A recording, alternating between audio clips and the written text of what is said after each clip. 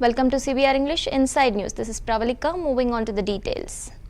Shiv Sena MP Sanjay Raut strongly criticized Union Minister Giriraj Singh for his controversial statement labeling Muslims as Namak Haram for allegedly benefiting from central schemes but not voting for the BJP.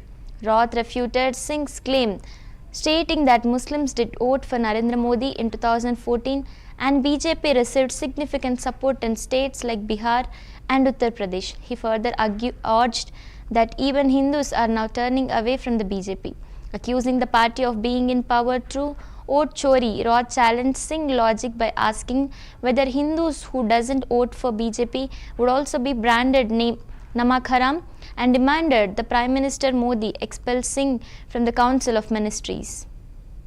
किसी को नमक हराम कहा है उसका मतलब कोई नमक हराम नहीं होता है ना। बात ऐसे उसने नमक हराम क्यों कहा कि गिरिराज सिंह जी कहते हैं, जो केंद्रीय मंत्री है, कि केंद्र के सभी योजनाओं का लाभ मुसलमान उठाते, करेक्ट, और हमको वोट नहीं देते। ये सरासर गलत है। बहुत से ऐसी जगह है जहां मुसलमानों ने 2014 में मोदी को भर भर के वोट दिया है। यूपी में दिया है, बिहार में दिया है। तो आप उनको नमक हराम, आपको वोट नहीं दिया इसलिए आपके नमक हराम है देश के लोग। आपको अधिकार किसने दिया किसी एक जाति को? तो आपको तो इस देश में बड़ी संख्या में हिंदुओं ने वोट नहीं दिया है। महाराष्ट्र में नहीं दिया लोकसभा में वोट, बंगाल में नहीं दिया है, केरल में नहीं दिया है, जम्मू कश्मीर में नहीं दिया है, कर्नाटक में नहीं दिया है।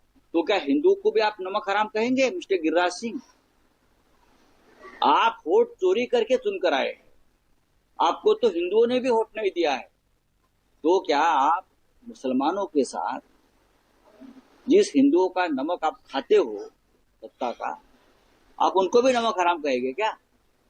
इस प्रकार की भाषा का इस्तेमाल अगर कोई केंद्रीय मंत्री करता है तो मोदी जी ने उसको तुरंत मंत्रिमंडल से हटाना चाहिए। किसी व्यक्ति को, जाति को, धर्मों को आप नमक हराम इस प्रकार से नहीं कहते।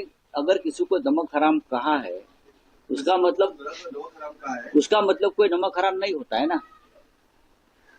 बात ऐसे उसने नमक हराम क्यों कहा कि गिरिराज